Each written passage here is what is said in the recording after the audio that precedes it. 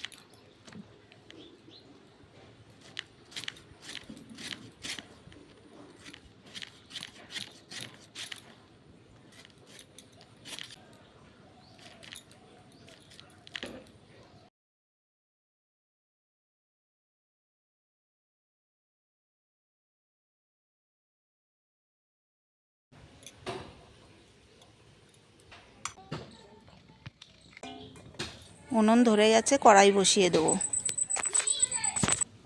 কড়াই গরম হয়ে গেছে। প্রথমে আমি অল্প তেল দিয়ে কচু শাকটা সিদ্ধ করে নেব। তেল গরম হয়ে গেছে, ধুয়ে রাখা কচু শাকটা দিয়ে দেব।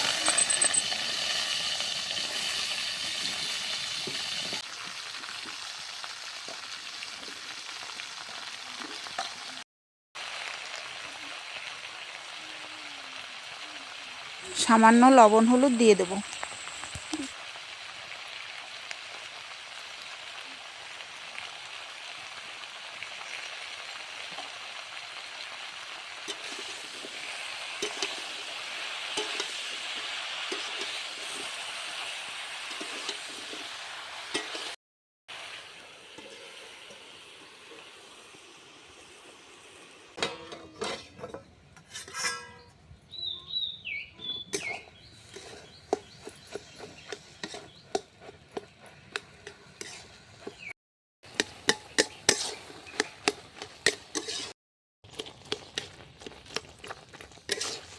কচু শাকটা সিদ্ধ হয়ে গেছে, নামিয়ে নেব।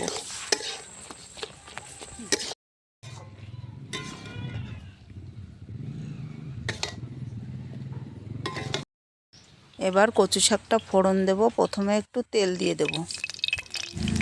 তেল গরম হয়ে গেছে, ফোড়নে দেব তেজপাতা, শুকনো লঙ্কা, পাঁচফোড়ন।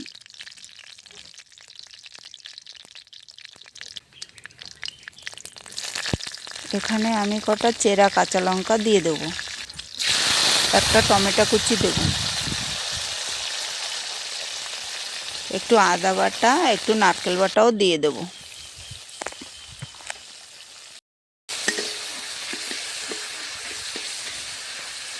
মশলাটা এবার আমি ভালোভাবে কষিয়ে নেব। একটু হলুদ গুঁড়ো দিয়ে দেবো, স্বাদ মতন লবণ দিয়ে দেবো।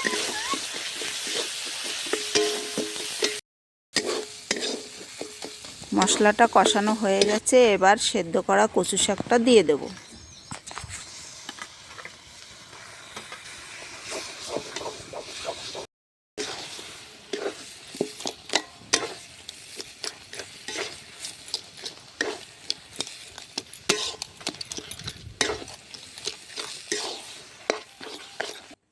এবার কচু শাকটা ভালো করে নেড়ে নেড়ে রান্না করতে হবে। কচু শাক রান্না করা হয়ে গেছে, সামান্য জিরের গুঁড়ো দিয়ে নামিয়ে নেব।